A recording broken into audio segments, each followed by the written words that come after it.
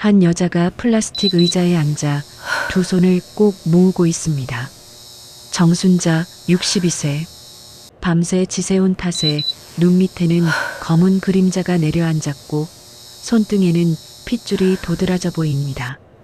이 여자가 오늘 평생 잊지 못할 말을 듣게 됩니다. 난 지금도 너 필요 없어. 너희 아빠만 있으면 돼. 친어머니의 입에서 나온 말이었지요. 그리고 이 한마디가 60년 넘게 착한 딸로 살아온 여자의 인생을 완전히 뒤흔들게 됩니다. 숨겨진 통장 내역이 공개되고 효녀와 폐륜녀의 자리가 뒤바뀌지요. 62년간 참아온 딸의 반격. 그 시작은 바로 오늘 이 병원 복도에서 시작됩니다. 중환자실 안쪽에서 기계음이 규칙적으로 울려 퍼집니다. 삑, 삑, 삑. 아버지 정태호의 심장이 아직 뛰고 있다는 신호지요. 하지만 의사는 이미 선고를 내렸습니다. 오늘 밤을 넘기기 어려우실 겁니다. 순자는 그 말을 들은 뒤로 복도를 떠나지 못하고 있습니다. 새벽 3시 순자의 휴대폰이 울립니다. 화면에 유진이라는 이름이 떠오르지요. 딸입니다. 순자는 전화를 받지만 목소리를 크게 내지 못합니다. 응, 유진아. 아직 버티고 계셔. 전화기 너머로 딸의 걱정 어린 목소리가 들려옵니다. 엄마, 나 지금 갈까? 힘들면 말해. 순자는 고개를 젓습니다. 물론 전화기 너머의 딸은 보지 못하지요. 아니야.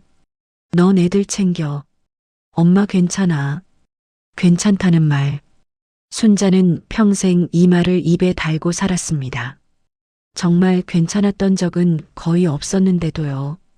정순자는 1962년 서울 변두리의 작은 단칸방에서 태어났습니다. 아버지 정태호는 공장 노동자였고 어머니 박영신은 집에서 삭바느질을 하며 살림을 꾸렸지요. 순자는 사남매 중 맏이었습니다. 아래로 남동생 둘, 여동생 하나. 그 시절 맏딸의 운명은 정해져 있었습니다. 학교에서 돌아오면 동생들 밥을 차리고 빨래를 널고 어머니가 바느질하는 동안 막내를 업어재웠지요. 순자가 13살 되던 해 어머니 박영신이 순자를 부엌으로 불렀습니다. 순자야, 너 이제 중학교 안 가도 돼. 순자는 어머니의 얼굴을 올려다보았습니다. 무슨 말인지 이해가 되지 않았지요. 왜요? 철수 학원비 내야 해. 남자가 공부해야지. 너는 시집 가면 그만인데 뭘. 철수는 바로 아래 남동생이었습니다. 순자보다 2살 어렸고 공부를 썩 잘하는 편도 아니었지요. 하지만 순자는 아무 말도 하지 못했습니다. 그 시절에는 그게 당연한 일이었으니까요. 아니, 당연하다고 믿어야 했으니까요. 순자는 중학교 진학을 포기하고 근처 공장에 취직했습니다. 월급은 고스란히 어머니 손에 들어갔지요. 이게 다 내 동생들 위해서야. 나중에 네 시집 갈 때 보태줄게. 어머니는 그렇게 말했습니다. 물론 그 약속은 지켜지지 않았지요. 순자가 24살 되던 해 선을 보고 결혼을 했습니다. 남편 김동호는 작은 인쇄소에서 일하는 성실한 사람이었지요. 크게 벌지는 못했지만 술을 마시지 않았고 손찌검도 하지 않았습니다. 그 시절 기준으로는 괜찮은 남편이었습니다. 결혼식 날 어머니 박영신은 순자의 손을 잡고 말했습니다. 이제 시집 가면 끝이 아니야. 친정 생각도 해야지. 순자는 고개를 끄덕였습니다. 당연한 말이라고 생각했으니까요. 하지만 친정 생각이라는 말의 무게를 그때는 미처 알지 못했습니다. 결혼 첫 해 순자는 남편 월급의 절반을 친정에 보냈습니다. 막내 동생 미경이의 대학 등록금 때문이었지요. 언니, 나 등록금 없으면 자퇴해야 해. 미경이의 전화를 받고 순자는 남편에게 말했습니다. 동생이 대학 못 다니게 생겼어. 우리가 좀 도와줘야 할 것 같아. 남편 동우는 한숨을 쉬었지만 반대하지는 않았습니다. 그래, 가족이니까. 그 가족이니까라는 말 한마디에 순자는 평생을 걸게 됩니다. 아이가 태어났습니다. 첫째 민수, 그리고 2년 뒤 둘째 유진. 순자는 아이들을 키우면서도 친정을 놓지 못했습니다. 어머니 박영신은 수시로 전화를 걸어왔지요. 순자야, 나 혈압약 떨어졌어. 병원 좀 데려다 줘. 순자야, 내 아버지가 또 술 마시고 들어왔어. 나 어떡해. 순자야, 미경이가 취직이 안 된대. 네가 좀 알아봐라. 전화가 올 때마다 순자는 달려갔습니다. 민수가 열이 나도, 유진이가 어린이집 발표회가 있어도 어머니의 전화가 먼저였지요. 남편 동우가 처음으로 목소리를 높인 건 민수가 6살 되던 해였습니다. 당신 오늘 민수 생일이야. 근데 왜 또 친정이야? 순자는 현관문 앞에 서서 신발을 신다가 멈췄습니다. 엄마가 갑자기 쓰러지셨대. 병원 가봐야 해. 지난주에도 쓰러지셨잖아. 그 전주에도. 당신 동생은 뭐해? 순자는 대답하지 못했습니다. 미경이는 서울에 있었지만 바쁘다는 핑계로 친정에 잘 오지 않았지요. 남동생들은 각자 가정이 있다며 아예 연락을 끊다시피 했고요. 결국 모든 짐은 순자의 어깨 위에 얹혀졌습니다. 내가 안 가면 누가 가? 나밖에 없어.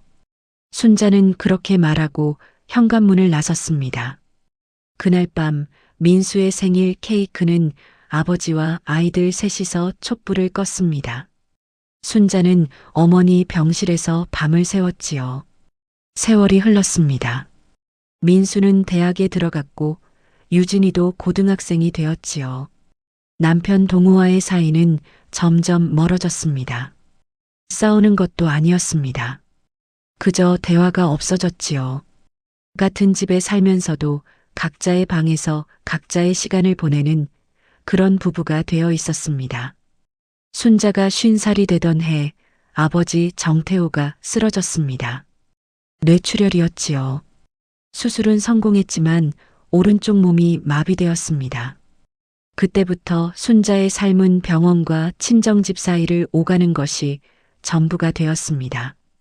아침에 일어나면 친정으로 가서 아버지 식사를 챙기고 기저귀를 갈고 재활운동을 도왔지요. 어머니 박영신은 옆에서 지켜보기만 할 뿐 직접 손을 대려 하지 않았습니다. 나는 허리가 아파서 못해. 네가 해라, 순자야. 순자는 묵묵히 했습니다. 아버지의 몸에서 나는 냄새에 익숙해지고 기저귀 가는 법도 능숙해졌지요. 그러던 어느 날 유진이가 순자에게 말했습니다. 엄마도 힘들어 보여. 순자는 설거지를 하던 손을 멈추고 돌아보았습니다. 고등학생이 된 유진이가 식탁에 앉아 엄마를 바라보고 있었지요. 그냥 외할머니 집에 다녀오면 엄마 표정이 안 좋아져서. 순자는 순간 화가 치밀어 올랐습니다. 자기도 모르게 목소리가 높아졌지요.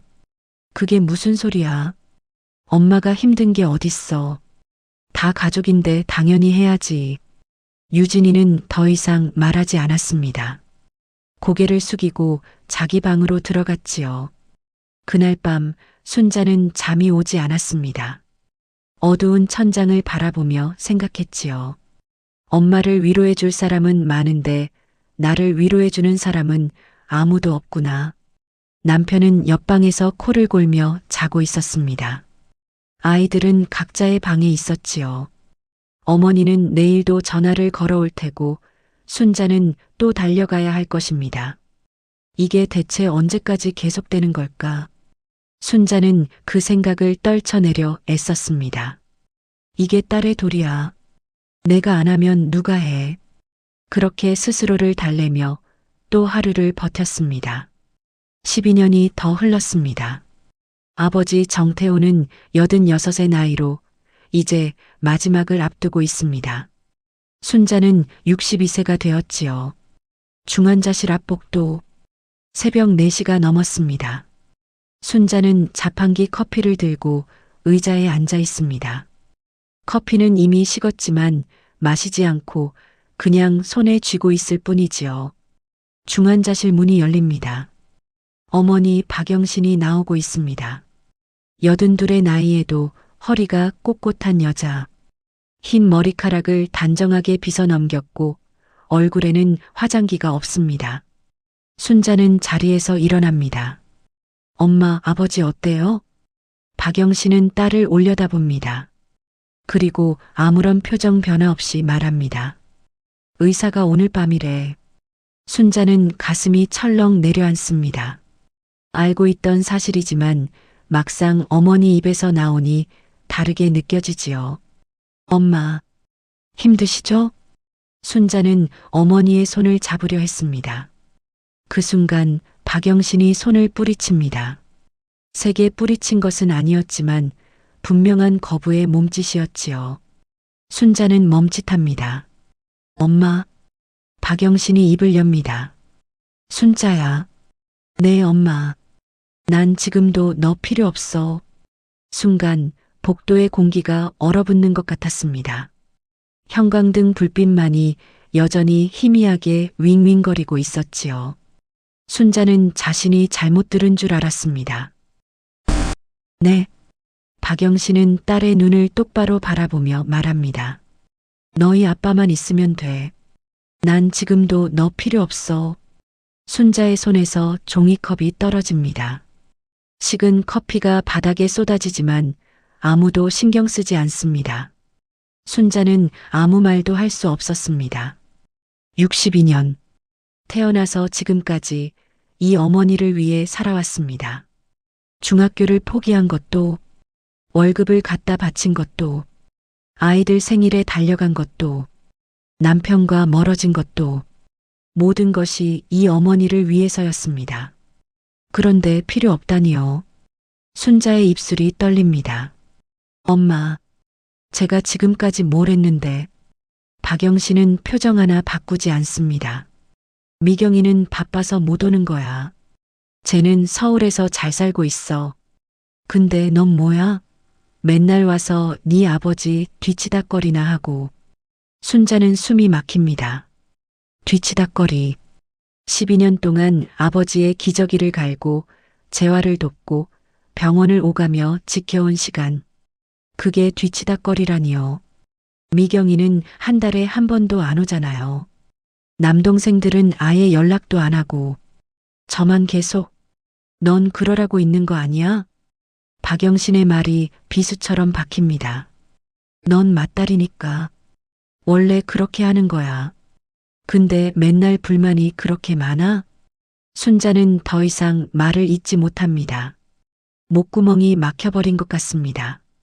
원래 그렇게 하는 거야. 그 말이 머릿속을 맴돕니다. 원래 누가 정한 건데요?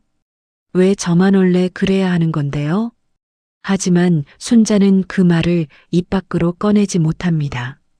62년 동안 단 한 번도 어머니에게 대들어 본 적이 없으니까요. 병실 안에서 기계음이 달라집니다. 삐, 삐, 삐, 삐. 간격이 빨라지고 있습니다. 간호사가 달려오고 의사가 중환자실로 들어갑니다. 박영신이 문 앞에 서서 안을 들여다봅니다. 순자는 그 뒤에 서 있습니다. 손은 여전히 떨리고 있지요. 30분 후 아버지 정태호의 심장이 멈춥니다. 의사가 나와서 사망 시각을 알립니다. 새벽 4시 47분. 박영신은 그 자리에서 무릎이 꺾입니다. 여보, 여보. 순자는 어머니를 부축합니다. 방금 전에 들은 말을 잊은 것처럼 또다시 어머니의 곁에 붙어 있습니다. 필요 없다고 했으면서 그래도 딸은 옆에 있습니다. 그게 맏딸이니까 원래 그렇게 하는 거니까. 순자는 어머니의 등을 토닥이며 생각합니다. 그래도 엄마는 불쌍한 사람이야. 평생 아버지한테 시달렸잖아. 내가 이해해야지. 그렇게 스스로를 설득합니다. 하지만 가슴 한구석에 박힌 말은 사라지지 않습니다. 난 지금도 너 필요 없어. 장례가 끝났습니다. 순자는 일주일 동안 쉬지 못하고 움직였습니다. 장례식장 예약부터 조문객 응대, 음식 준비, 발인, 화장, 납골당. 모든 것을 순자가 처리했지요. 동생 미경은 서울에서 왔지만 조문객 앞에서 눈물을 흘리는 것 외에는 아무것도 하지 않았습니다. 남동생들은 부의금만 놓고 갔지요. 상주는 당연히 어머니와 순자, 아니 사실상 순자 혼자였습니다. 납골당에 아버지의 유골함을 모시고 나오는 길, 미경이가 순자에게 말합니다. 언니, 이제 엄마 잘 부탁해. 나는 서울 올라가야 해. 순자는 미경의 얼굴을 바라봅니다. 동생은 휴대폰을 보며 택시를 부르고 있습니다. 미경아, 응? 너도 딸이잖아. 미경이 고개를 듭니다. 그게 무슨 소리야? 엄마 보살피는 거 나만 해야 해? 미경의 얼굴에 짜증스러운 표정이 스칩니다. 언니, 나 서울에 있잖아. 거기서 어떻게 와? 언니는 가깝잖아. 가깝다. 차로 40분 거리가 가깝다는 이유로 순자는 12년간 아버지를 돌봤습니다. 미경은 KTX로 2시간 거리라는 이유로 한 달에 한 번도 오지 않았지요. 순자는 그 말을 하려다가 멈춥니다. 어차피 말해봤자 소용없다는 걸 알고 있으니까요. 알았어. 조심히 가. 미경은 손을 흔들며 택시에 탑니다. 순자는 그 뒷모습을 바라봅니다. 어머니 박영신은 납골당 앞에 서서 유골함을 바라보고 있습니다. 순자가 다가갑니다. 엄마, 이제 집에 가요. 박영신이 고개를 돌립니다. 미경이는 서울 올라갔어요. 박영신은 고개를 끄덕입니다. 당연하다는 듯이. 그래, 걔는 바쁘니까. 순자는 가슴이 답답해집니다. 하지만 아무 말도 하지 않습니다. 어머니의 팔을 부축하고 차를 향해 걷습니다. 그게 맏딸이 할 일이니까. 원래 그렇게 하는 거니까. 아버지가 돌아가신 뒤 어머니의 전화는 더 잦아졌습니다. 하루에 서너 번, 많을 때는 대여섯 번. 순자야, 밥 먹기 싫어. 네가 반찬 좀 해와. 순자야, 머리가 아파. 병원 좀 데려다 줘. 순자야, 미경이가 전화를 안 받아. 그년이 나를 버렸어. 전화가 올 때마다 순자는 달려갑니다. 반찬통을 들고 약봉지를 들고 때로는 아무것도 들지 않고 그냥 어머니의 하소연을 듣기 위해서. 박영신의 이야기는 대부분 같습니다. 아버지에 대한 원망, 미경이에 대한 불평, 세상에 대한 한탄, 그리고 가끔 순자에 대한 비난. 네가 좀 더 자주 왔어야지. 내 아버지가 죽은 것도 네 탓이야. 순자는 그 말을 듣고도 가만히 있습니다. 아니라고 말하지 않습니다. 그냥 듣습니다. 엄마는 지금 힘든 거야. 그래서 그런 말이 나오는 거야. 이해해야지. 밤 11시가 넘어서 집에 돌아오면 남편 동우는 이미 자기 방에 들어가 있습니다.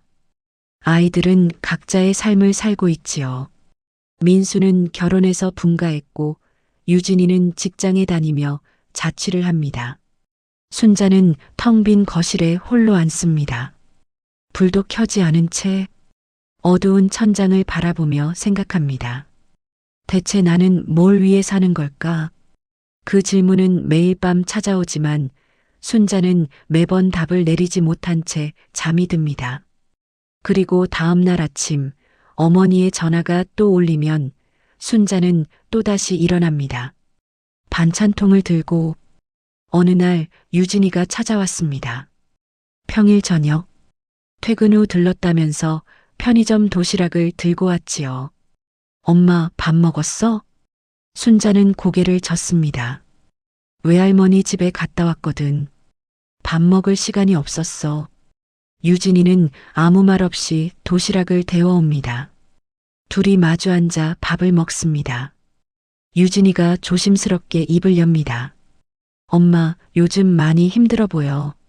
순자는 젓가락질을 멈춥니다. 10년 전 유진이가 같은 말을 했을 때 순자는 화를 냈었지요. 하지만 지금은 다릅니다. 화를 낼 기력조차 없습니다. 응, 좀 그래. 유진이는 엄마의 얼굴을 바라봅니다. 흰 머리카락이 부쩍 늘었고 눈가에는 주름이 깊어졌습니다. 손등에는 검버섯이 올라오기 시작했지요. 엄마, 외할머니한테 다 해줄 필요 없어. 순자는 고개를 젓습니다. 그게 무슨 소리야? 엄마인데. 엄마인 건 맞지만 엄마도 사람이잖아. 유진이의 말에 순자는 멈칫합니다. 외할머니는 엄마한테 너무 많은 걸 바라는 것 같아. 이모나 외삼촌들은 아무것도 안 하면서 순자는 아무 말도 하지 못합니다. 딸의 말이 맞다는 걸 알고 있으니까요. 하지만 인정하고 싶지 않습니다. 인정하면 지금까지의 62년이 무너지는 것 같으니까요. 유진아, 그래도 엄마는 맏딸이니까. 유진이는 한숨을 쉽니다. 맏딸이면 뭐가 달라? 엄마도 힘들면 쉬어야지. 순자는 그 말을 가슴에 담아둡니다. 아직은 실천하지 못하지만 언젠가는 그 말의 의미를 깨달을 날이 올 것입니다. 밤이 깊어갑니다. 유진이는 돌아가고 순자는 다시 혼자입니다. 휴대폰 화면에 부재중 전화가 3통, 모두 어머니입니다. 순자는 전화기를 바라봅니다. 전화를 걸어야 합니다.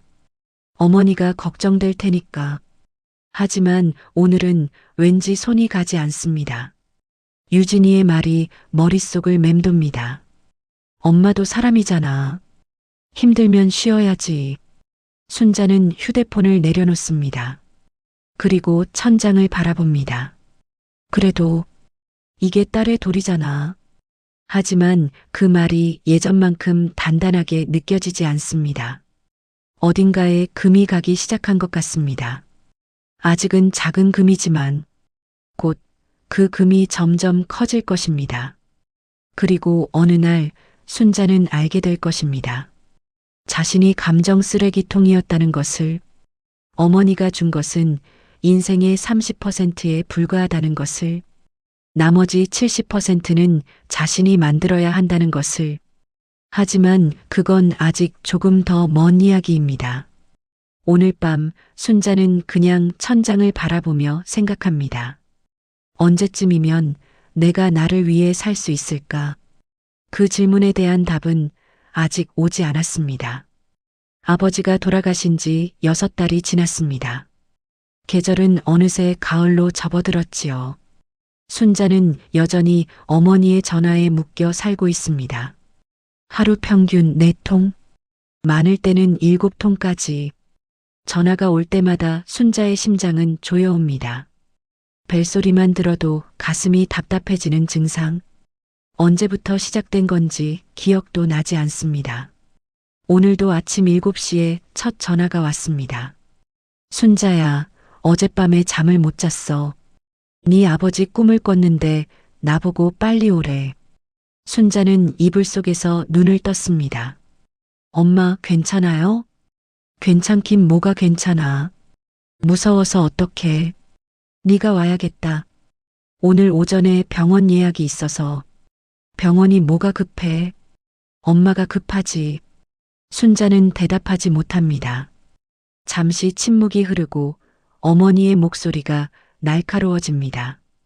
야, 너 지금 엄마 전화 귀찮아? 아니에요, 엄마. 그런 거 아니에요. 그럼 와. 지금 당장. 전화가 끊어집니다. 순자는 천장을 바라봅니다. 병원 예약은 본인의 건강검진이었습니다. 3달 전부터 잡아둔 일정이지요. 하지만 순자는 일어나 옷을 갈아입습니다. 병원에 전화를 걸어 예약을 취소합니다. 4번째 취소입니다. 어머니 집에 도착한 건 9시쯤이었습니다. 현관문을 열자 텔레비전 소리가 크게 들려옵니다. 거실에 어머니 박영신이 소파에 앉아 있습니다. 얼굴에는 아무런 표정이 없지요. 무섭다던 사람의 얼굴이 아닙니다. 엄마 왔어요. 박영신은 고개를 돌립니다.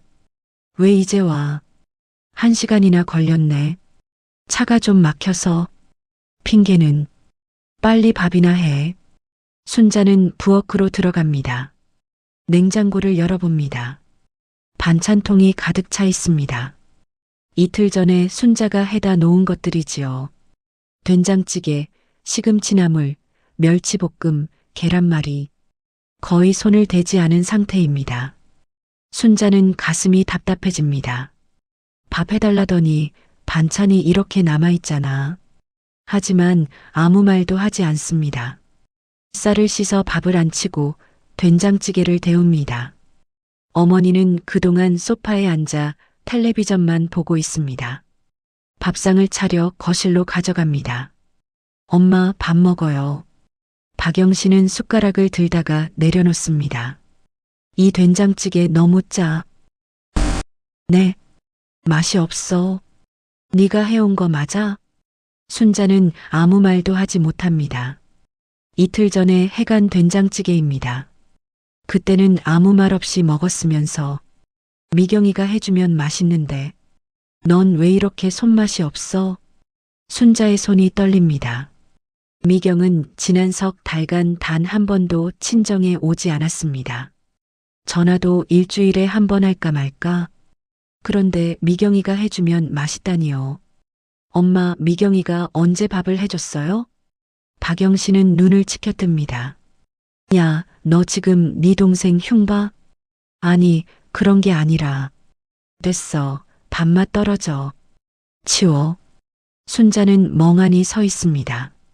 1시간을 달려와서 병원 예약을 취소하고 밥을 차렸는데 돌아오는 건 이런 말뿐입니다. 순자는 밥상을 들고 부엌으로 돌아갑니다. 싱크대 앞에 서서 잠시 눈을 감습니다. 괜찮아. 엄마는 외로운 거야. 아버지가 돌아가시고 힘든 거야. 스스로를 달래봅니다. 하지만 가슴속 어딘가에서 무언가가 조금씩 무너지고 있습니다. 11시쯤 어머니가 낮잠을 자기 시작합니다. 순자는 조용히 설거지를 마치고 거실 구석에 앉습니다. 휴대폰을 꺼내봅니다. 카카오톡 메시지가 와 있습니다. 구청에서 온 알림이지요. 구 평생학습관 시니어 감정 코칭 특강 안내. 일시 10월 15일화 오후 2시. 장소 구청 3층 대강당. 대상 50세 이상 구민. 내용 가족관계, 스트레스 관리, 감정 정리법. 순자는 그 문구를 가만히 바라봅니다. 감정 코칭이라. 무슨 말인지 잘 모르겠지만 왠지 마음이 끌립니다. 날짜를 확인합니다. 내일입니다. 순자는 잠시 망설입니다. 내일도 어머니가 부르면 와야 하는데. 하지만 이번만큼은 가보고 싶습니다. 무언가가 달라져야 할 것 같으니까요. 순자는 조심스럽게 신청 버튼을 누릅니다. 다음 날 오후 1시. 순자는 어머니에게 전화를 겁니다. 엄마, 오늘 오후에 구청에 갈 일이 있어서요. 저녁 때 갈게요. 전화기 너머로 침묵이 흐릅니다. 그리고 어머니의 목소리가 들려옵니다. 구청은 왜? 그냥 특강이 있어서요. 특강? 네 나이에 무슨 특강이야. 그냥 와. 순자는 숨을 깊이 들이쉽니다. 엄마, 오늘은 제가 가고 싶은 데가 있어요. 저녁에 갈게요. 야, 순자. 네. 너 요즘 왜 이래? 엄마 말 안 들으려고? 순자의 손이 떨립니다. 하지만 이번에는 물러서지 않습니다. 저녁에 갈게요, 엄마. 전화를 끊습니다. 손바닥에 땀이 흥건합니다. 고작 특강 하나 가겠다는 말에 이렇게까지 긴장해야 하다니. 순자는 씁쓸하게 웃습니다. 구청 3층 대강당. 생각보다 많은 사람들이 모여 있습니다. 대부분 순자 또래의 여성들이지요. 머리가 희끗희끗한 사람도 있고 아직 젊어 보이는 사람도 있습니다. 순자는 뒷자리에 조용히 앉습니다. 무대 위에 한 여자가 올라옵니다. 50대 중반쯤 되어 보이는 단정한 인상의 강사입니다. 안녕하세요. 오늘 감정 코칭 특강을 맡은 김현정입니다. 강사가 마이크를 잡고 말을 이어갑니다. 오늘 이 자리에 오신 분들 아마 다들 비슷한 고민이 있으실 거예요. 가족 때문에 힘든 분들. 순자는 고개를 끄덕입니다. 특히 어머니와의 관계에서 지치신 분들이 많으시죠. 강사의 말에 여기저기서 작은 탄식이 들려옵니다. 순자도 모르게 몸이 앞으로 기울어집니다. 오늘은 한 가지 개념을 말씀드리려고 해요. 강사가 화면을 띄웁니다. 큰 글씨로 감정 쓰레기통이라는 단어가 보입니다. 감정 쓰레기통? 들어보셨나요? 순자는 고개를 젓습니다. 처음 듣는 말입니다. 어떤 가족 관계에서는 한 사람이 다른 사람의 감정을 무조건 받아주는 역할을 맡게 돼요. 그 사람의 불평, 불만, 분노, 서운함. 다 들어주고, 다 받아주고, 다 해결해 주려고 하죠. 순자의 심장이 빨라집니다. 그런데 문제는 그 역할을 맡은 사람은 정작 자기 감정을 표현할 곳이 없다는 거예요. 계속 받기만 하니까요. 마치 쓰레기통처럼. 순자는 숨이 막힙니다. 쓰레기통. 그 단어가 가슴에 박힙니다. 특히 어머니와 딸 사이에서 이런 관계가 많아요. 어머니가 딸을 감정 쓰레기통으로 쓰는 거죠. 모든 하소연을 딸에게 쏟아내고 딸은 그걸 다 받아줘야 한다고 생각하고. 강사가 잠시 말을 멈춥니다. 그런데요, 이건 사랑이 아니에요. 순자의 눈에 눈물이 고입니다. 그건 일방적인 착취예요. 착취. 그 단어가 머릿속에서 울립니다. 내가 착취당하고 있었던 거야? 강사가 새로운 화면을 띄웁니다. 삼각관계라는 단어가 보입니다. 가족 안에서 삼각관계라는 게 생겨요. 예를 들어 어머니가 아버지와 사이가 안 좋으면 딸을 자기 편으로 끌어들이죠. 내 아버지가 이래서 힘들다, 저래서 힘들다. 딸은 어머니 편을 들어야 할 것 같고 아버지한테는 서운하고. 순자는 고개를 끄덕입니다. 평생 그렇게 살아왔으니까요. 어머니의 편에 서서 아버지를 원망하고 동생들을 대신해서 희생하고. 이런 삼각관계에 빠지면 딸은 평생 어머니의 감정을 책임져야 한다고 생각해요. 어머니가 불행하면 내 탓인 것 같고 어머니를 행복하게 해줘야 할 것 같고. 강사가 청중을 바라봅니다. 하지만요, 어머니의 행복은 어머니의 몫이에요. 딸의 몫이 아니에요. 순자의 눈에서 눈물이 흘러내립니다. 손등으로 닦지만 계속 흘러내립니다. 옆자리의 여자가 휴지를 건네줍니다. 순자는 고개를 숙인 채 휴지를 받습니다. 강사가 마지막으로 한 문장을 화면에 띄웁니다. 엄마가 준 건 내 인생의 30%일 뿐, 나머지 70%는 내가 만드는 것. 순자는 그 문장을 가만히 바라봅니다. 30%와 70%. 그 숫자가 머릿속에 각인됩니다. 어머니는 분명히 나를 낳아주시고 키워주셨어요. 그건 부정할 수 없죠. 하지만 그게 내 인생의 전부는 아니에요. 강사가 말을 이어갑니다. 나머지 70%는 내가 선택하고 내가 만들어가는 거예요. 어머니 때문에 내 인생이 결정되는 게 아니라 나 스스로 결정하는 거죠. 순자는 멍하니 앉아 있습니다. 62년을 살면서 단 한 번도 생각해 보지 못한 말입니다. 내 인생의 70%는 내가 만드는 것. 그렇다면 지금까지의 나는 대체 몇 %를 살아온 걸까? 어머니의 전화에 묶여, 어머니의 감정에 휘둘려, 어머니의 인생을 대신 살아온 시간. 그게 70%가 아니라 90%였던 건 아닐까?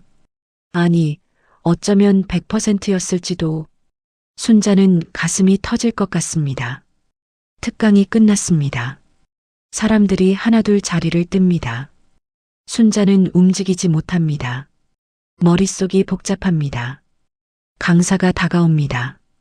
많이 힘드셨나 봐요. 순자는 고개를 듭니다. 눈가가 아직 붉습니다. 저 감정 쓰레기통이라는 말이 많이 와닿으셨구나. 순자는 고개를 끄덕입니다. 제가 그거였던 것 같아요. 강사가 조용히 앉습니다. 많은 분들이 그렇게 느끼세요. 특히 맏딸분들이. 순자는 눈물을 닦습니다. 근데 어떻게 해야 할지 모르겠어요. 60년 넘게 이렇게 살아왔는데. 강사가 순자의 손을 잡습니다. 처음부터 다 바꾸려고 하지 마세요. 작은 것부터 시작하면 돼요. 작은 것이요? 네. 예를 들면 오늘 어머니 전화가 오면 한 번만 안 받아보세요. 순자는 눈을 크게 뜹니다. 안 받아요? 네. 딱 한 번만. 그게 첫걸음이에요. 순자는 아무 말도 하지 못합니다. 어머니 전화를 안 받는다니.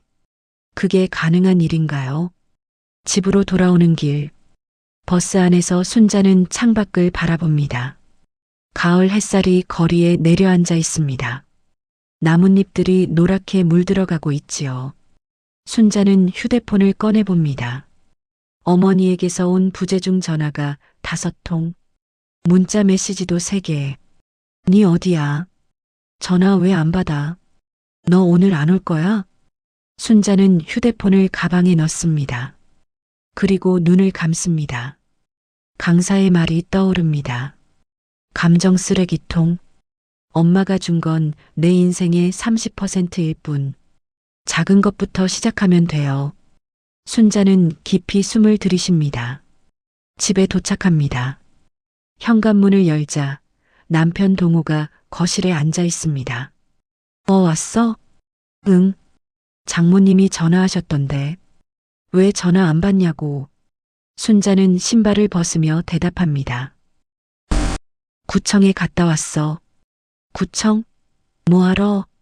순자는 잠시 망설입니다. 그냥 특강이 있어서. 동우는 더 이상 묻지 않습니다. 오래전부터 그래왔지요. 서로의 일에 깊이 관여하지 않는 그런 부부가 되어버린 지 오래입니다. 순자는 방으로 들어갑니다. 침대에 앉아 휴대폰을 꺼냅니다. 어머니에게서 온 음성 메시지가 3개 있습니다. 재생 버튼을 누릅니다. 첫 번째 메시지. 순자야, 나야. 전화 왜 안 받아? 빨리 전화해. 두 번째 메시지. 야, 너 지금 어디야? 엄마가 전화하는데 왜 안 받아? 너 요즘 왜 이래? 세 번째 메시지. 너 미경이보다 못해. 미경이는 바빠서 못 오는 거지. 넌 뭐야? 시간 있으면서 안 오는 거잖아. 네가 딸이야? 순자는 메시지를 다 듣고 휴대폰을 내려놓습니다. 손이 떨립니다. 가슴이 답답합니다. 하지만 이번에는 무언가가 다릅니다. 예전 같으면 바로 전화를 걸었을 것입니다. 죄송하다고, 지금 간다고. 하지만 오늘은 그러고 싶지 않습니다. 순자는 책상 서랍에서 노트를 꺼냅니다. 오래된 노트입니다. 아이들이 어릴 때 쓰던 것이지요. 펜을 들고 천천히 적기 시작합니다. 지금 무슨 일이 벌어지고 있는가? 순자는 잠시 생각합니다. 그리고 적습니다. 엄마가 나를 감정 쓰레기통으로 쓰고 있다. 적고 나니 가슴이 뜨거워집니다. 처음으로 글자로 적어본 말입니다. 이어서 적습니다. 그래서 나는 어떻게 느끼는가? 억울하다. 외롭다. 숨이 막힌다. 내 인생이 없는 것 같다. 글자 하나하나를 적을 때마다 눈물이 흐릅니다. 62년 동안 묻어두었던 감정들이 쏟아져 나옵니다. 나는 무엇을 원하는가? 순자는 펜을 멈춥니다. 무엇을 원하는가? 그 질문에 대한 답을 한 번도 생각해 본 적이 없습니다. 항상 어머니가 원하는 것, 남편이 원하는 것, 아이들이 원하는 것만 생각했으니까요. 순자는 천천히 적습니다. 나는 나를 위해 살고 싶다. 적고 나니 가슴이 뻥 뚫리는 것 같습니다. 동시에 무섭기도 합니다. 이런 생각을 해도 되는 걸까? 이게 불효인 걸까? 밤 10시 휴대폰이 또 울립니다. 화면에 엄마라는 글자가 뜹니다. 순자는 휴대폰을 바라봅니다. 손가락이 통화 버튼 위에서 멈춥니다. 강사의 말이 떠오릅니다. 한 번만 안 받아보세요. 순자는 깊이 숨을 들이쉽니다. 그리고 휴대폰을 뒤집어 놓습니다. 벨소리가 계속 울립니다. 한참을 울리다가 멈춥니다. 순자는 눈을 감습니다. 심장이 미친 듯이 뜁니다. 어머니 전화를 안 받은 것 평생 처음입니다. 잠시 후 문자가 옵니다. 순자야 전화 받아. 또 전화가 옵니다.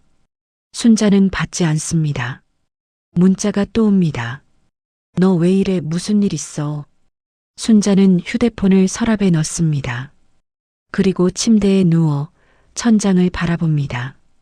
가슴이 두근거립니다. 죄책감이 밀려옵니다.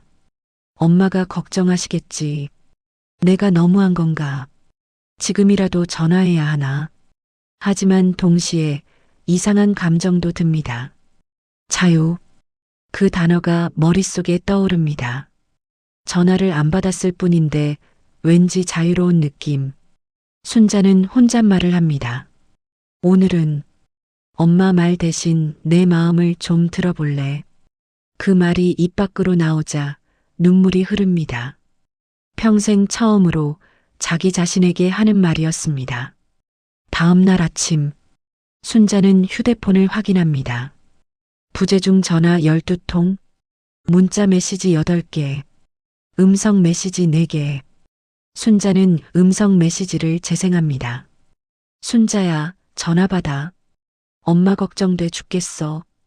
야, 너 무슨 일 있는 거야? 전화 안 받으면 어떡해? 너 이러면 안 돼. 엄마한테 이러면 안 되는 거야. 알았어. 네가 그렇게 나오면 나도 생각이 있어. 미경이한테 전화할 거야. 순자는 메시지를 다 듣고 휴대폰을 내려놓습니다. 한숨이 나옵니다. 예상했던 반응입니다. 하지만 어젯밤 그 작은 노 한 번이 이상하게도 힘이 됩니다. 안 받아도 됐구나. 안 받아도 세상이 끝나지 않았구나. 순자는 노트를 꺼내 다시 적습니다. 어젯밤 엄마 전화를 안 받았다. 처음이었다. 무서웠지만 해냈다. 적고 나니 작은 뿌듯함이 밀려옵니다. 오후가 되자 예상대로 미경에게서 전화가 옵니다. 언니, 엄마가 난리야. 언니가 전화를 안 받는다고. 순자는 숨을 고릅니다. 응, 어젯밤에 좀 힘들어서 안 받았어. 힘들긴 뭐가 힘들어. 언니가 전화 안 받으면 누가 받아? 순자는 가슴이 답답해집니다. 언니가 안 받으면 누가 받아? 그 말이 가슴에 박힙니다. 미경아, 너도 딸이잖아. 전화기 너머로 침묵이 흐릅니다. 그리고 미경의 목소리가 날카로워집니다. 언니, 나 서울에서 바쁜 거 알잖아. 언니는 가깝잖아. 가까우면 다야? 나도 내 삶이 있어. 언니가 왜 갑자기 이래? 무슨 일 있어? 순자는 대답하지 않습니다. 무슨 일이 있는 게 아닙니다. 그냥 이제야 눈을 뜬 것뿐입니다. 미경아, 나 끊을게. 언니, 잠깐만. 순자는 전화를 끊습니다. 손이 떨립니다. 미경에게 먼저 전화를 끄는 것도 처음입니다. 밤이 됩니다. 순자는 노트를 펼쳐놓고 앉아 있습니다. 오늘 있었던 일을 적습니다. 미경이와 통화했다. 먼저 전화를 끊었다. 떨렸지만 후회는 없다. 그리고 아래에 적습니다. 내일은 엄마를 만나야 한다. 피할 수 없다. 하지만 이번에는 예전처럼 당하고만 있지 않을 것이다. 순자는 펜을 내려놓습니다. 창밖으로 달이 떠 있습니다. 둥근 달이 구름 사이로 빛나고 있지요. 순자는 달을 바라보며 생각합니다. 62년을 살면서 처음으로 나 자신을 위한 결심을 합니다. 나는 더 이상 감정 쓰레기통이 아니야. 엄마가 준 건 내 인생의 30%일 뿐이야. 나머지 70%는 이제부터 내가 만들어 갈 거야. 그 결심이 얼마나 힘든 일인지 순자는 아직 모릅니다. 어머니와의 대면이 얼마나 고통스러울지도 모릅니다. 하지만 적어도 첫 발을 내디뎠습니다. 그리고 그 첫 발이 모든 것을 바꾸는 시작이 될 것입니다. 어머니 전화를 안 받은 지 사흘째입니다. 순자의 휴대폰에는 부재중 전화가 32통 쌓여 있습니다. 문자 메시지는 23개, 음성 메시지는 11개. 순자는 그 숫자들을 바라봅니다. 예전 같았으면 벌써 달려갔을 것입니다. 죄송하다고, 제가 잘못했다고 무릎까지 꿇었을지도 모르지요. 하지만 지금은 다릅니다. 노트에 적어둔 문장이 머릿속을 맴돕니다. 나는 더 이상 감정 쓰레기통이 아니야. 순자는 깊이 숨을 들이쉽니다. 오늘 어머니를 만나러 갑니다. 피할 수 없는 일이니까요. 하지만 이번에는 맨몸으로 가지 않을 것입니다. 순자는 휴대폰을 들어 녹음 앱을 확인합니다. 빨간 버튼이 화면 중앙에 있습니다. 누르면 녹음이 시작되지요. 순자는 그 버튼을 가만히 바라봅니다. 어머니와의 대화를 녹음한다. 그게 옳은 일인지 순자도 확신이 없습니다. 하지만 강의에서 배운 게 있습니다. 기록하라. 무슨 일이 벌어지는지, 어떻게 느끼는지, 무엇을 원하는지. 말로만 기억하면 흐려집니다. 시간이 지나면 왜곡되지요. 어머니는 늘 그랬습니다. 내가 언제 그런 말을 했어? 내가 잘못 들은 거야. 너는 맨날 엄마 말을 비틀어. 그 말 앞에서 순자는 늘 무력해졌습니다. 분명히 들었는데 증거가 없으니까요. 이번에는 다를 것입니다. 순자는 휴대폰을 가방에 넣습니다. 현관문을 열고 밖으로 나섭니다.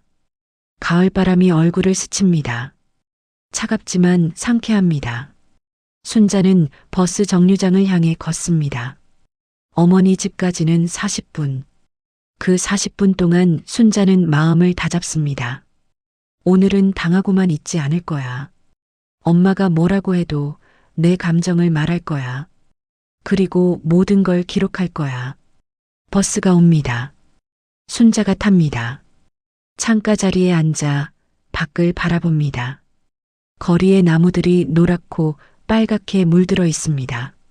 순자는 문득 생각합니다. 이 나이가 되어서야 처음으로 나를 위한 싸움을 시작하는구나. 62년이 걸렸습니다. 늦었다고 생각할 수도 있지요. 하지만 늦었다고 생각할 때가 가장 빠른 때라고도 하니까요.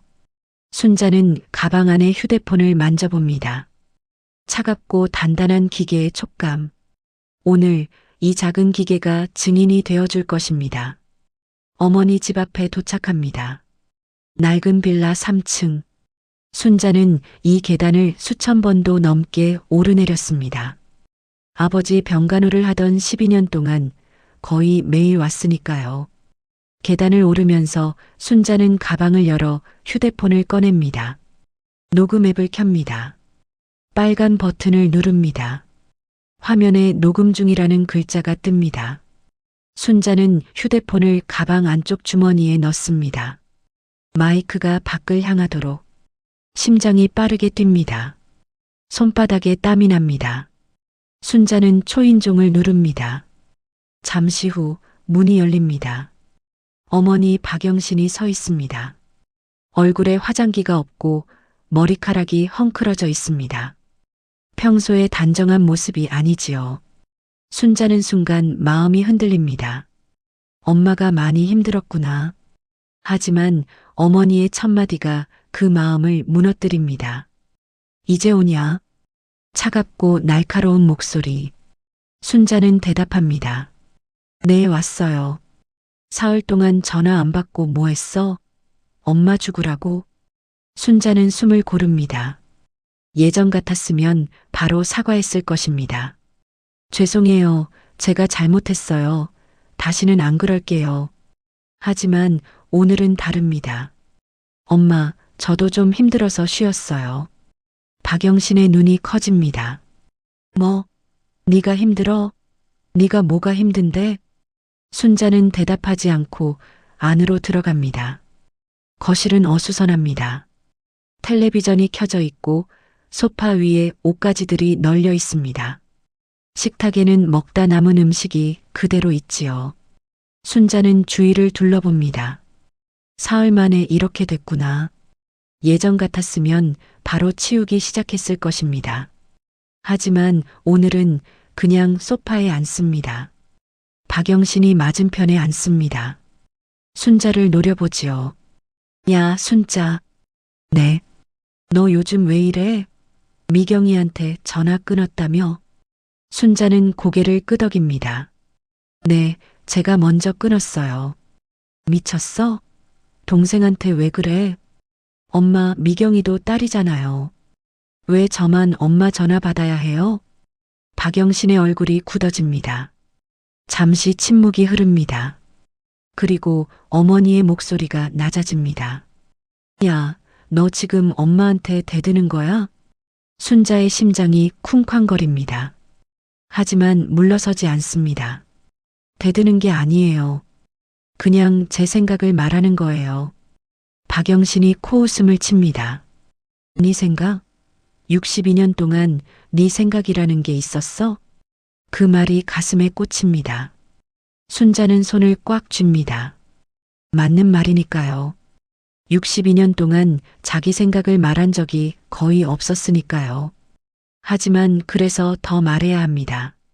엄마, 저도 힘들어요. 힘들긴 뭐가 힘들어. 나처럼 살아봤어? 네 아버지한테 평생 시달리고 자식들한테는 버림받고 버림받은 거 아니에요. 제가 사흘 동안 전화 못 받은 것뿐이에요. 박영신의 얼굴이 붉어집니다. 사흘이 짧아? 엄마가 얼마나 걱정했는데. 순자는 깊이 숨을 들이쉽니다. 강의에서 배운 대로 말합니다. 엄마가 걱정한 거 알아요. 근데 저도 쉴 시간이 필요했어요. 쉴 시간? 넌 맨날 쉬잖아. 아니에요, 엄마. 저는 맨날 엄마 집에 와서 밥하고 청소하고 엄마 이야기 듣고. 그게 네 할 일 아니야? 딸이면 당연한 거지. 순자는 입술을 깨뭅니다. 당연하다. 그 말이 평생 순자를 묶어뒀습니다. 맏딸이니까 당연히. 가까우니까 당연히. 시간 있으니까 당연히. 엄마, 당연한 게 아니에요. 박영신이 눈을 부릅뜹니다. 뭐? 딸이라고 다 해줘야 하는 건 당연한 게 아니에요. 저도 제 삶이 있어요. 순간 거실의 공기가 얼어붙습니다. 박영신의 얼굴이 일그러집니다. 순자는 생각합니다. 이제 시작이구나. 박영신이 입을 엽니다. 목소리가 차갑게 가라앉아 있습니다. 그래, 네 삶. 네 삶이 뭔데? 네가 뭘 했는데? 순자는 대답하지 않습니다. 어머니의 말이 이어집니다. 중학교도 못 나온 게, 공장에서 일하다가 겨우 시집간 게, 그게 네 삶이야? 순자의 눈에 눈물이 고입니다. 중학교를 못 간 건 누구 때문이었나요? 순자의 월급을 가져다가 남동생 학원비로 쓴 건 누구였나요? 하지만 순자는 그 말을 꺼내지 못합니다. 아직은. 박영신이 말을 이어갑니다. 넌 나한테 받은 게 뭔지 알아? 밥 먹여주고 재워주고 시집까지 보내줬어. 근데 이제 와서 네 삶 타령이야? 순자는 고개를 듭니다. 눈물을 닦지 않습니다. 그냥 어머니를 바라봅니다. 엄마, 저도 엄마한테 받은 거 고마워요. 근데 그게 제 인생의 전부는 아니에요. 뭐, 엄마가 저한테 준 건 제 인생의 일부예요. 나머지는 제가 만든 거예요. 박영신이 코웃음을 칩니다. 어디서 그런 말 배웠어? 인터넷에서? 요즘 젊은 것들이 하는 말 따라하냐? 순자는 대답합니다. 아니요. 강의에서요. 강의? 무슨 강의? 감정 코칭 강의요. 박영신의 얼굴이 일그러집니다. 감정 코칭? 그게 뭔데? 너 무슨 이상한 데 다니냐? 순자는 고개를 젓습니다. 이상한 데 아니에요. 구청에서 하는 거예요. 구청에서? 네가 뭘 안다고 그런 데를 가. 공부도 못한 게. 그 말에 순자는 숨이 막힙니다. 공부도 못한 게. 중학교도 못 보내놓고 공부도 못한 게라니. 순자의 목소리가 떨립니다. 엄마, 저 중학교 못 간 거 누구 때문이에요? 순간 박영신의 얼굴이 굳어집니다. 침묵이 흐릅니다. 순자는 처음으로 그 말을 꺼냈습니다.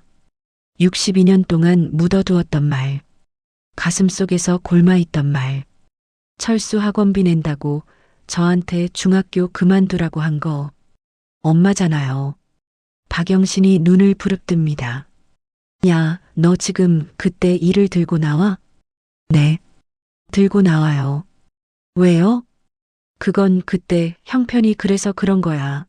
네가 이해해야지. 저는 이해했어요. 평생 이해했어요. 근데 엄마는요? 엄마는 저한테 뭘 이해해줬어요? 박영신의 얼굴이 붉어집니다. 야, 너 지금 엄마한테 따지는 거야? 네가 뭔데? 순자는 눈물을 닦습니다. 저요? 저는 엄마 딸이에요. 평생 엄마 말 듣고 엄마 편 들고 엄마 뒷바라지 하면서 산 딸이요. 그래, 그래서? 근데 엄마는 저한테 뭐라고 했어요? 아버지 돌아가시던 날 병원에서. 박영신의 눈이 흔들립니다. 뭘? 난 지금도 너 필요 없어. 너희 아빠만 있으면 돼. 그렇게 말했잖아요. 거실에 침묵이 내려앉습니다. 텔레비전 소리만 웅웅거리고 있습니다. 순자의 눈에서 눈물이 흘러내립니다. 저는요, 그 말 듣고 잠을 못 잤어요. 지금도 그 말이 머릿속에서 안 지워져요. 박영신이 입술을 깨뭅니다. 그리고 말합니다. 내가 언제 그런 말을 했어? 네가 잘못 들은 거야. 순자는 가슴이 철렁 내려앉습니다. 내가 언제 그런 말을 했어? 예전 같았으면 여기서 무너졌을 것입니다. 내가 잘못 들었나? 내가 너무 예민한 건가? 하지만 이번에는 다릅니다. 순자는 가방 안에 휴대폰을 생각합니다. 지금 이 순간도 녹음되고 있습니다. 어머니가 한 말, 어머니가 부정한 말, 모든 게 기록되고 있습니다. 순자는 깊이 숨을 들이쉽니다. 엄마, 저 그 말 분명히 들었어요. 잘못 들은 거 아니에요. 박영신의 얼굴이 일그러집니다. 네가 그렇게 나올 거야? 엄마한테? 저는 그냥 사실을 말하는 거예요. 사실? 네 사실이 뭔데? 너는 맨날 엄마 말을 비틀어. 순자는 고개를 젓습니다. 비튼 거 아니에요. 엄마가 한 말 그대로예요. 박영신이 갑자기 일어납니다. 소파에서 벌떡 일어나 순자 앞에 섭니다. 알았어. 네가 그렇게 나오면 나도 할 말 있어. 순자는 올려다봅니다. 어머니의 눈에 차가운 빛이 서려 있습니다. 넌 필요 없는 딸이야. 순자의 심장이 멈추는 것 같습니다.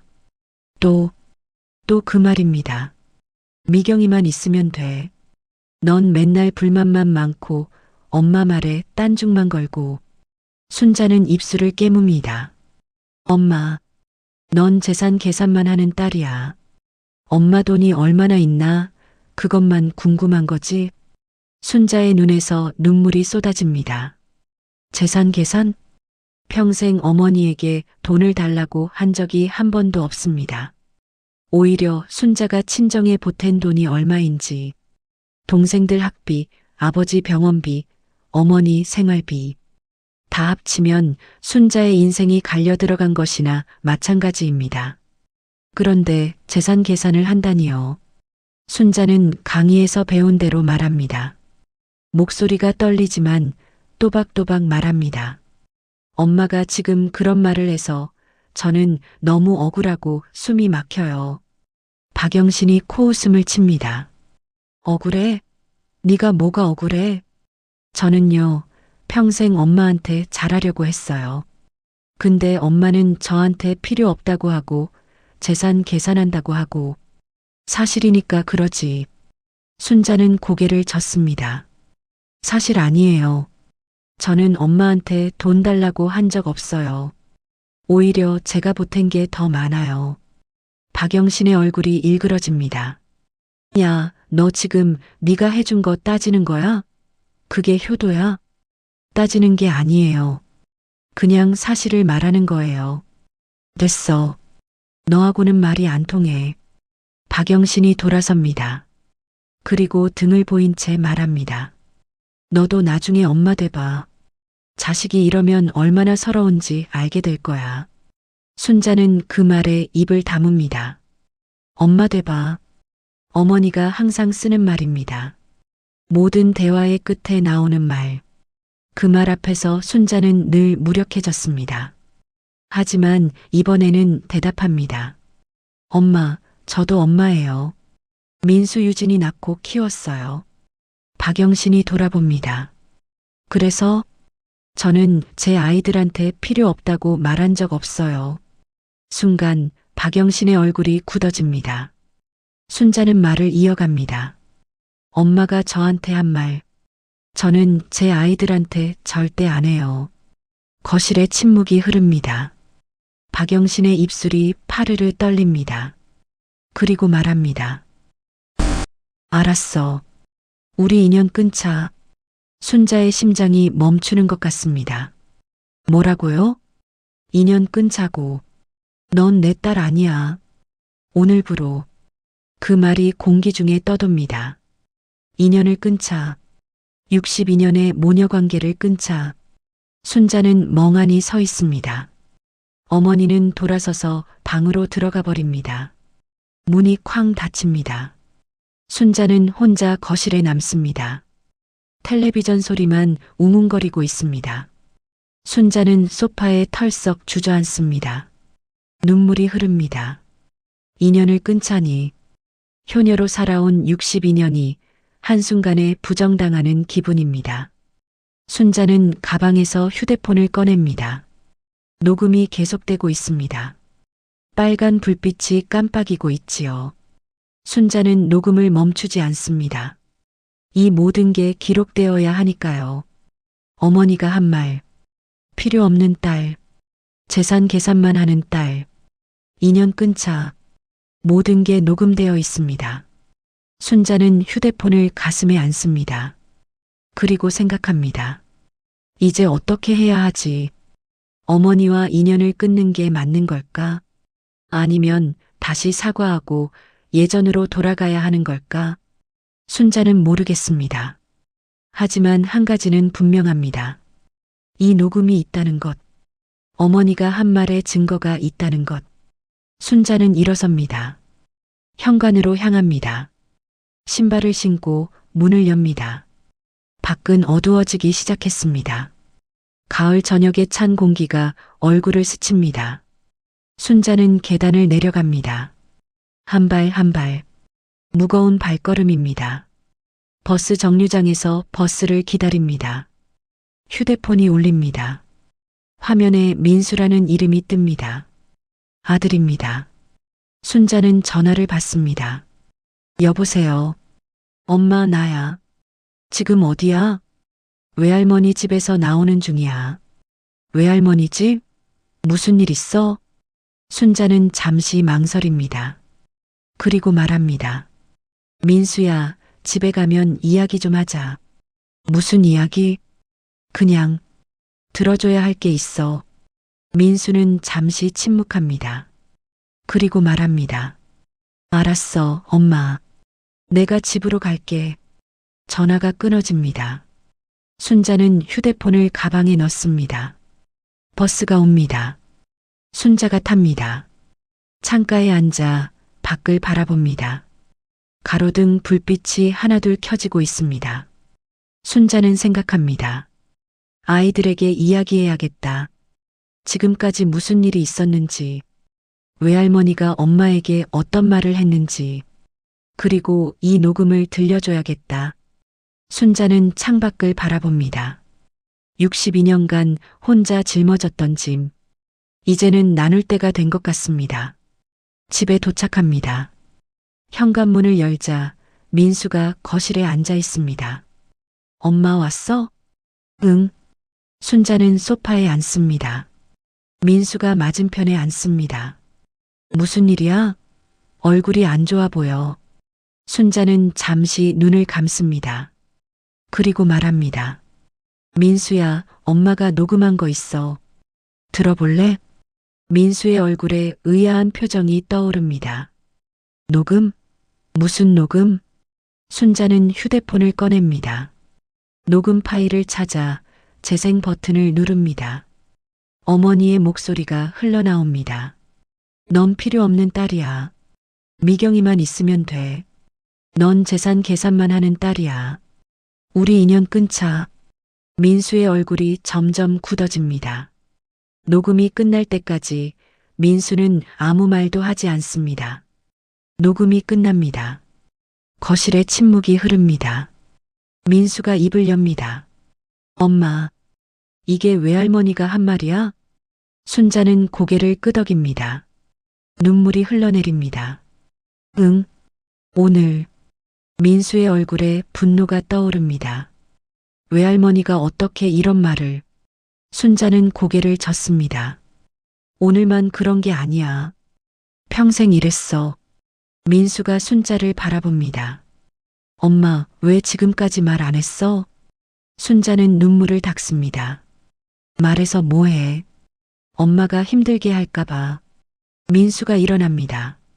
순자 옆에 와서 앉습니다. 그리고 순자의 손을 잡습니다. 엄마, 이제는 혼자 감당하지 마. 순자의 눈에서 눈물이 쏟아집니다.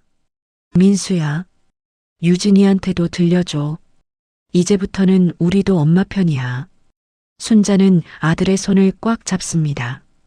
62년 동안 들어본 적 없는 말. 우리도 엄마 편이야. 그 말이 가슴 깊이 파고듭니다. 순자는 울면서 생각합니다. 엄마와 나 사이의 문제를 이제는 나 혼자 짊어지지 않아도 되는구나. 그리고 알게 됩니다. 이 녹음이 모든 것을 바꿀 열쇠라는 것을, 평생 숨겨왔던 진실을 드러낼 증거라는 것을. 순자는 눈물을 닦습니다.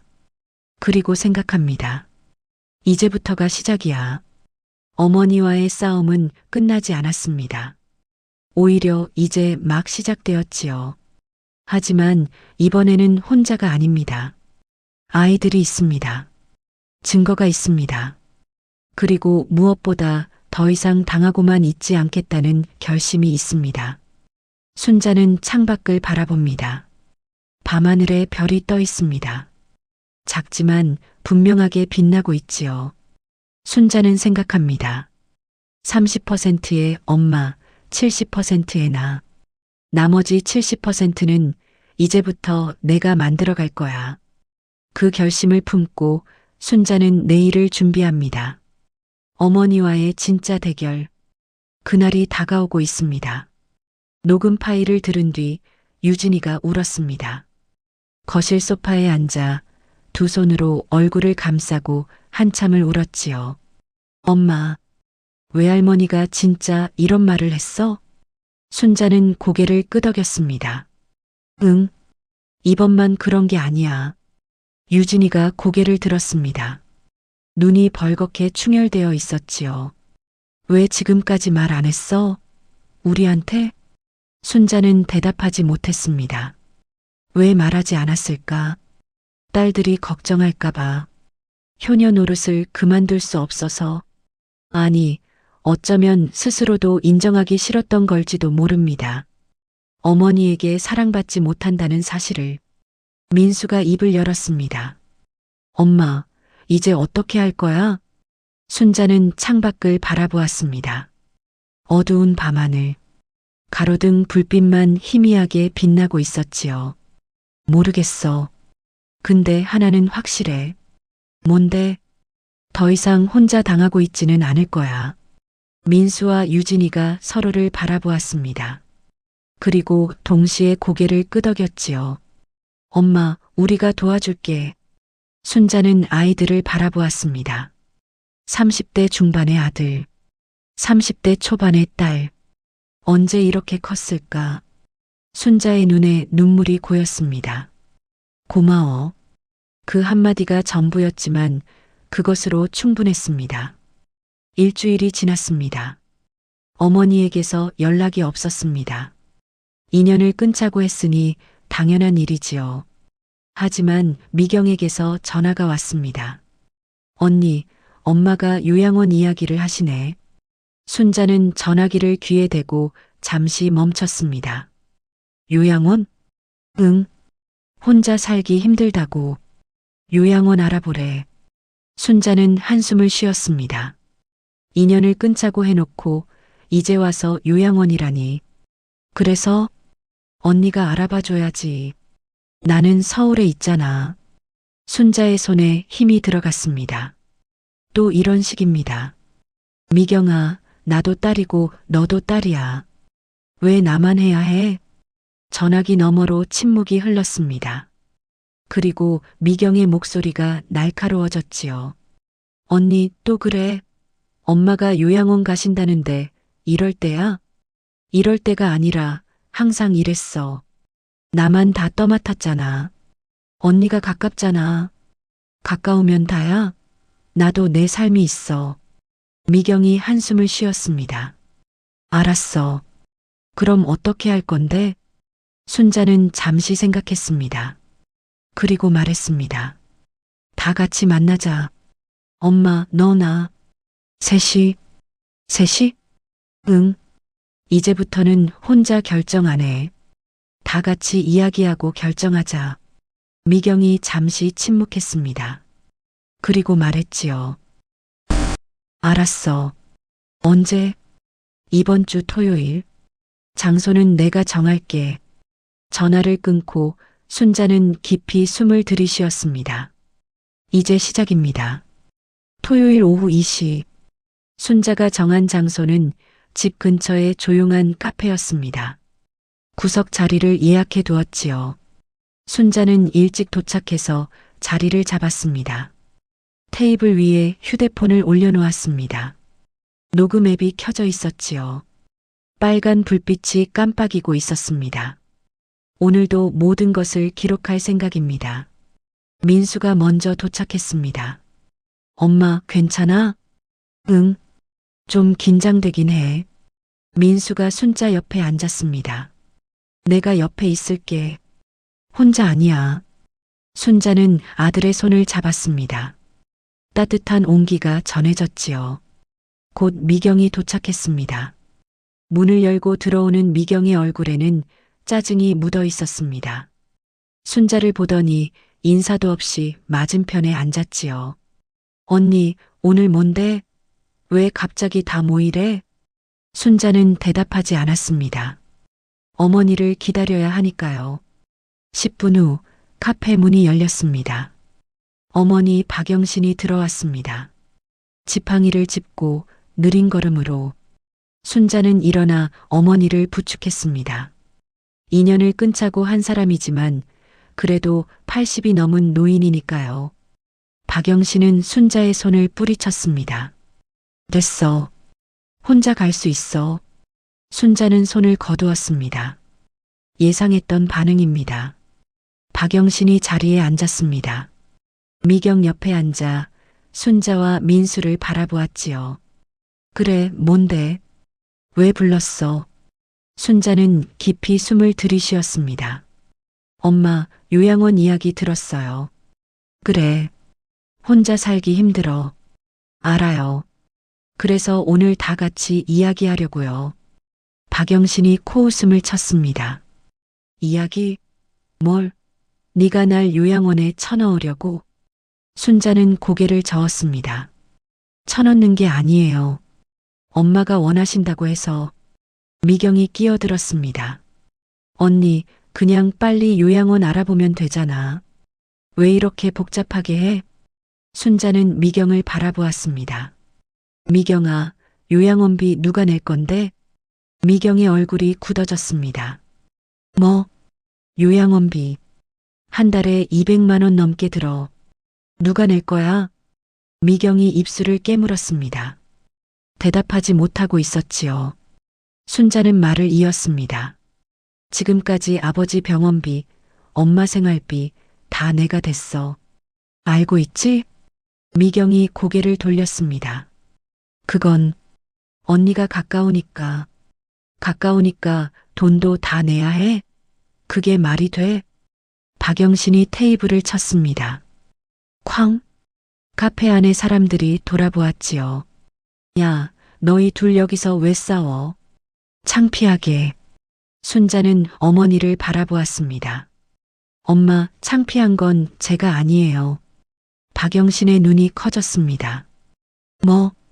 순자는 가방에서 서류 봉투를 꺼냈습니다. 테이블 위에 올려놓았지요. 이게 뭔지 아세요? 박영신은 대답하지 않았습니다.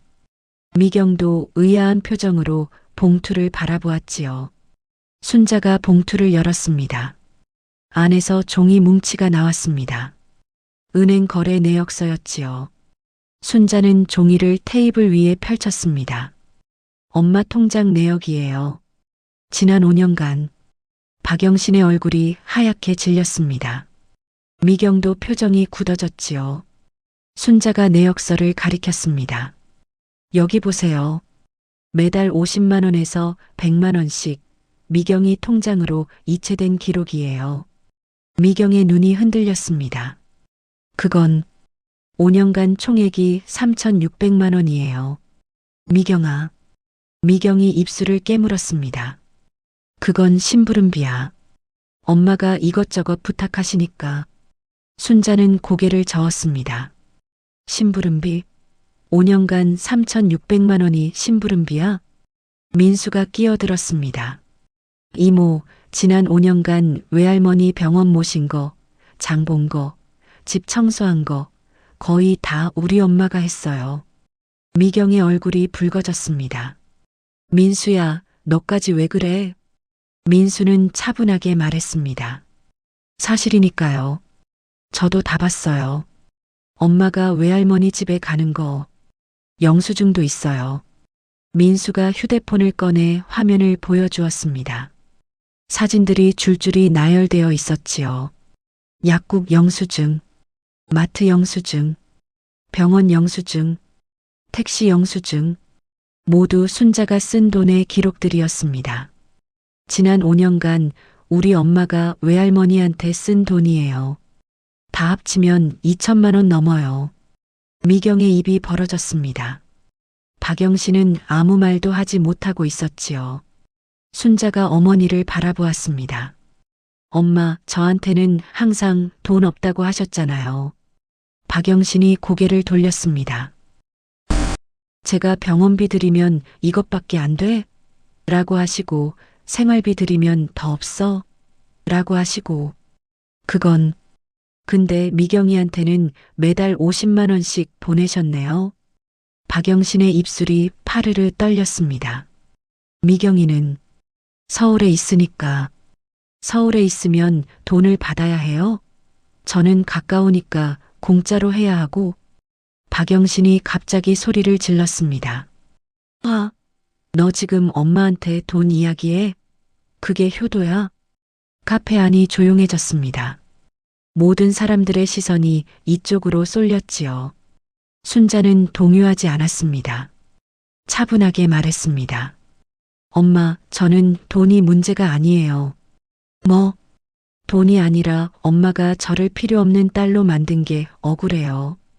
박영신의 얼굴이 일그러졌습니다. 내가 언제?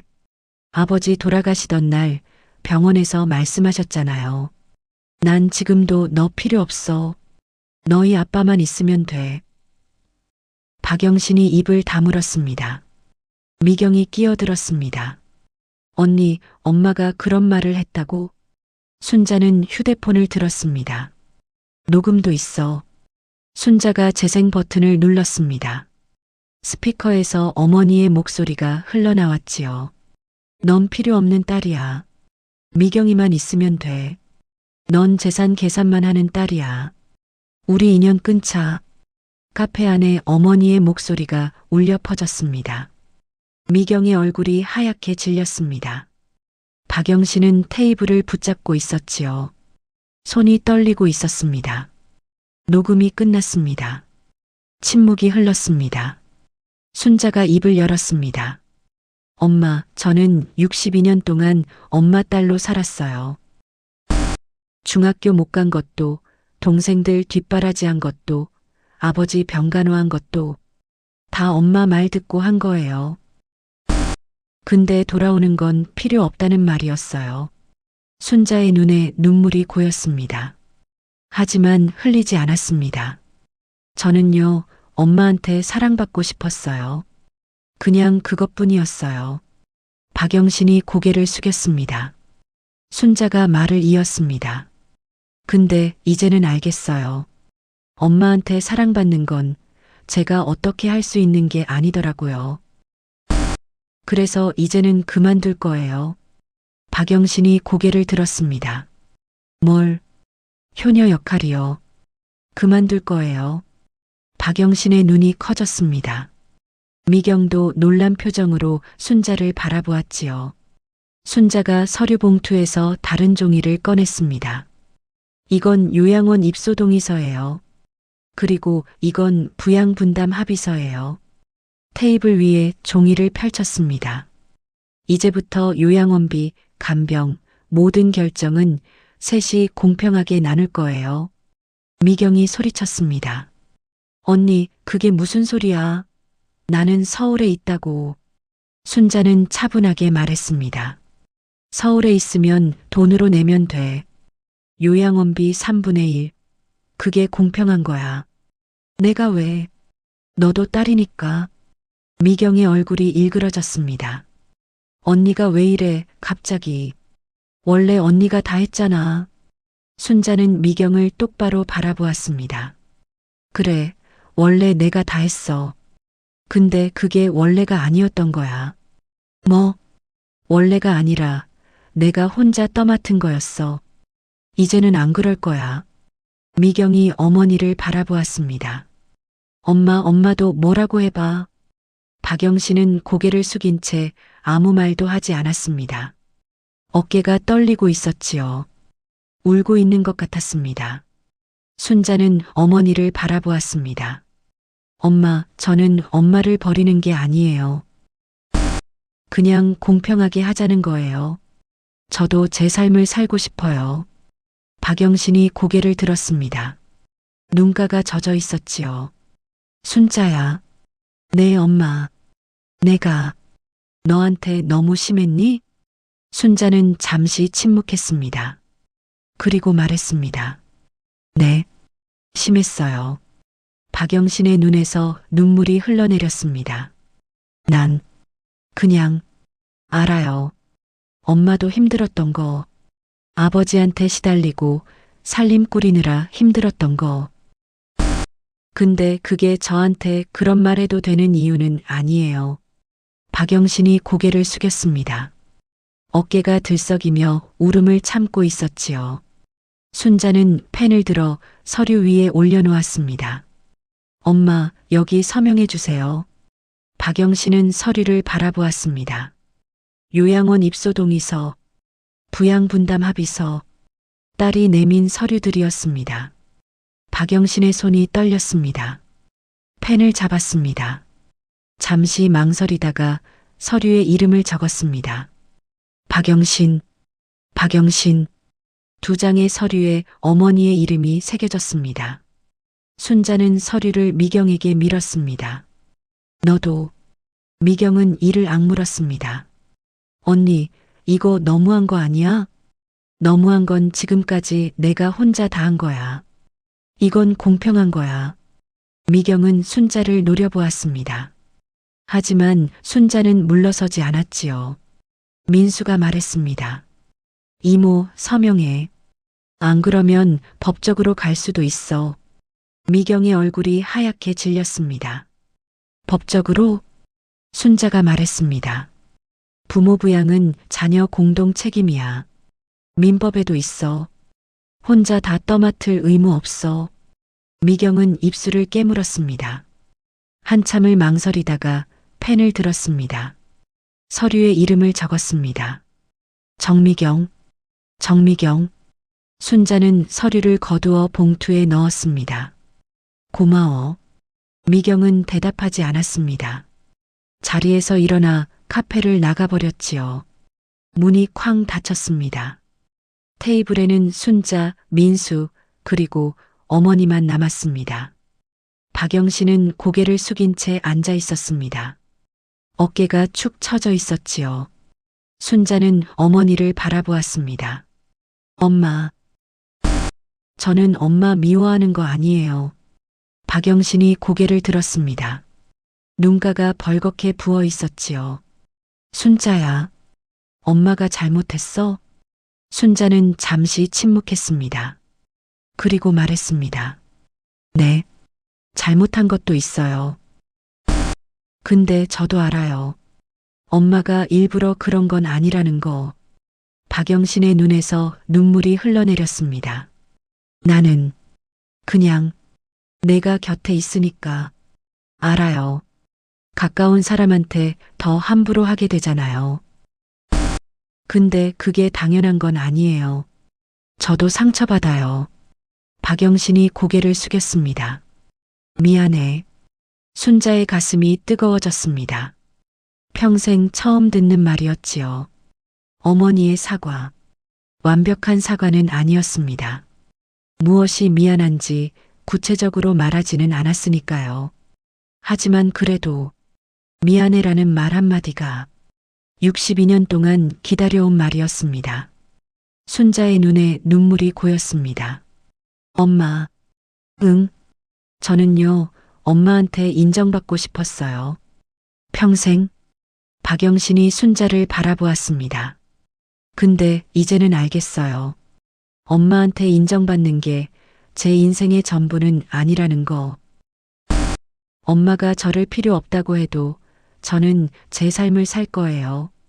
순자는 눈물을 닦았습니다. 엄마도 엄마 삶을 사세요. 저한테 기대지 말고. 박영신은 아무 말도 하지 못했습니다. 그냥 순자를 바라보고 있었지요. 순자는 자리에서 일어났습니다. 저 갈게요. 요양원은 다음 주에 다 같이 알아봐요. 민수도 일어났습니다. 순자는 어머니를 한번 바라보고 카페를 나왔습니다. 밖은 해가 지고 있었습니다. 노을빛이 거리에 내려앉아 있었지요. 민수가 옆에 섰습니다. 엄마, 괜찮아? 순자는 고개를 끄덕였습니다. 응, 괜찮아. 외할머니 울더라. 그래, 나도 봤어. 민수가 순자의 손을 잡았습니다. 엄마, 잘했어. 순자의 눈에 눈물이 흘러내렸습니다. 그래, 내가 잘한 거야? 응, 진짜 잘했어. 처음으로 엄마 자신을 위한 선택을 한 거잖아. 순자는 아들의 손을 꽉 잡았습니다. 처음으로 자신을 위한 선택. 그 말이 가슴 깊이 파고들었습니다.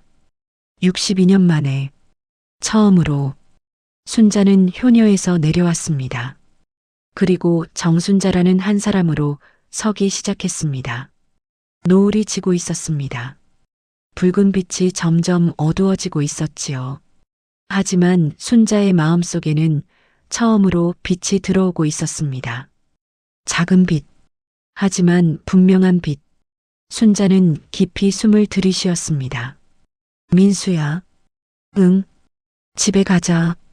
응, 가자. 둘이 나란히 걸었습니다. 저무는 해를 등지고 새로운 날을 향해. 순자는 생각했습니다. 진짜 사이다는 엄마를 혼내는 것이 아니었구나. 진짜 사이다는 내 인생의 규칙을 새로 쓰는 것이었구나.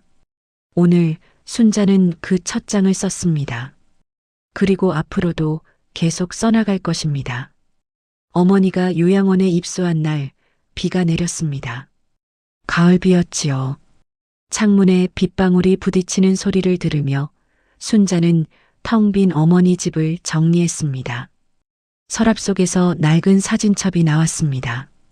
순자가 어릴 적 찍은 사진들, 중학교 교복을 입지 못한 채 공장 앞에서 찍은 13살의 순자, 동생들 사이에서 웃고 있는 20살의 순자, 결혼식 날 어머니 옆에 선 24살의 순자.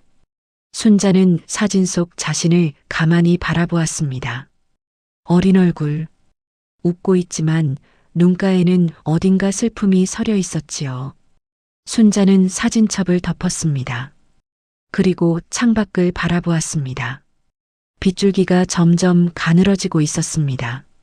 3달이 지났습니다. 순자는 상담센터에 다니기 시작했습니다.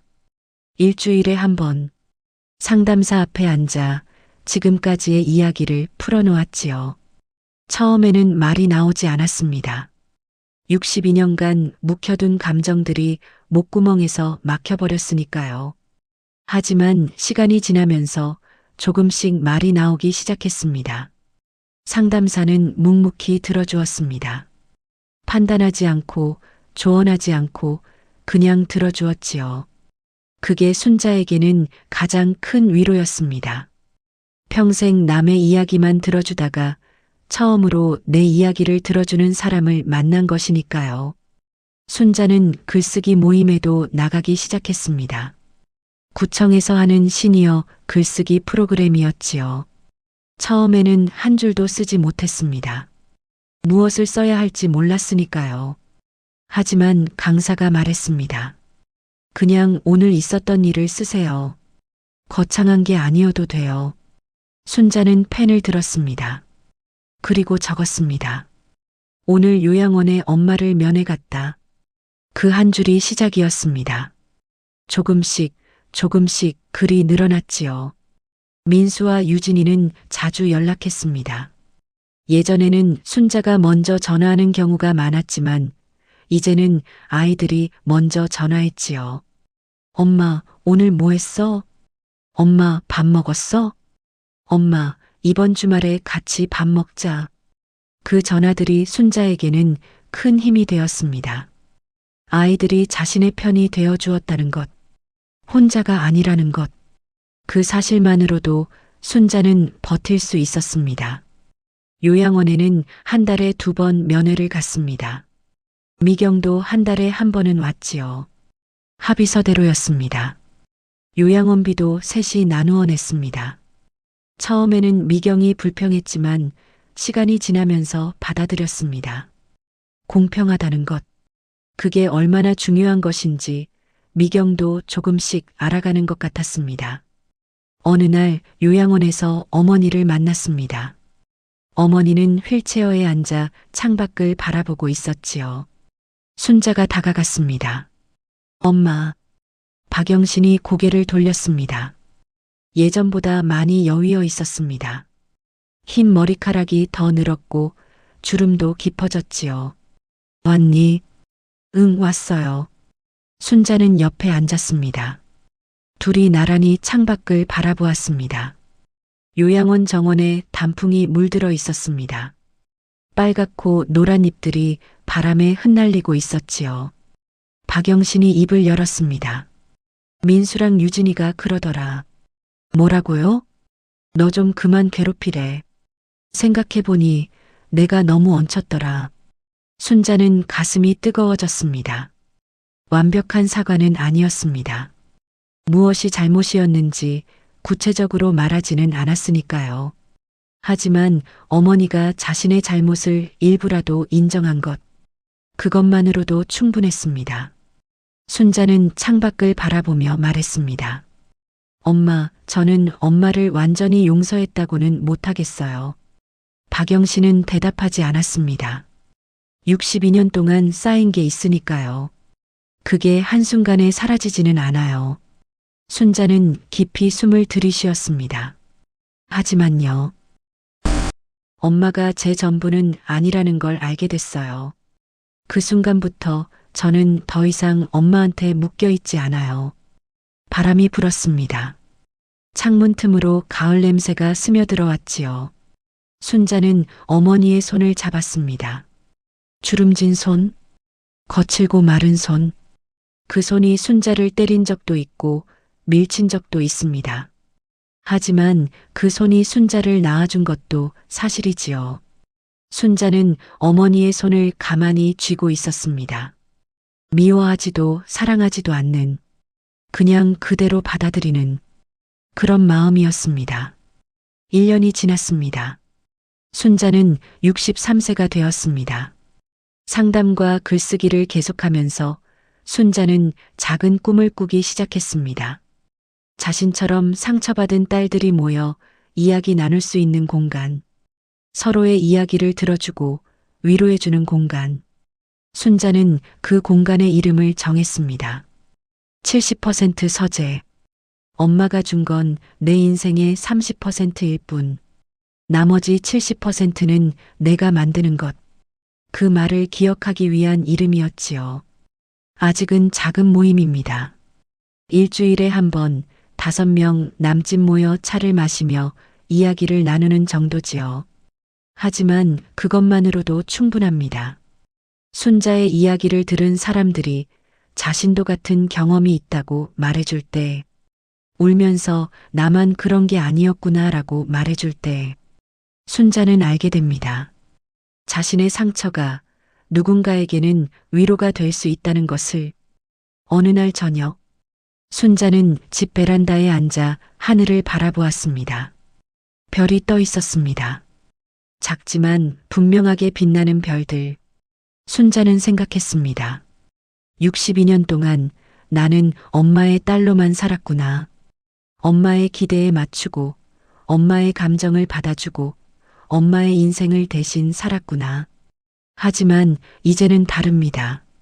순자는 더 이상 박영신의 딸이 아닙니다. 정순자라는 한 사람입니다. 자신의 이름으로 자신의 삶을 사는 한 사람. 늦었다고 생각할 수도 있습니다. 62세에 시작한 변화니까요. 하지만 순자는 알고 있습니다.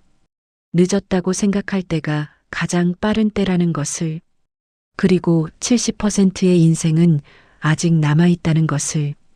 순자는 별을 바라보며 미소 지었습니다. 어머니와의 관계는 완전한 화해도, 완전한 단절도 아닙니다. 그냥 서로에게 맞는 건강한 거리를 찾은 것이지요. 그것으로 충분합니다. 순자는 일어났습니다. 베란다 문을 닫고 방으로 들어갔습니다. 책상 위에 노트가 놓여 있었습니다. 순자는 펜을 들고 오늘의 마지막 문장을 적었습니다. 오늘 나는 나로 살았다. 그 한 줄이 순자의 새로운 시작이었습니다. 이 이야기가 마음에 닿으셨다면 마음 한뜰 채널 구독과 좋아요 부탁드립니다. 여러분의 작은 응원이 더 많은 이야기를 전하는 힘이 됩니다. 오늘도 당신의 70%를 응원합니다.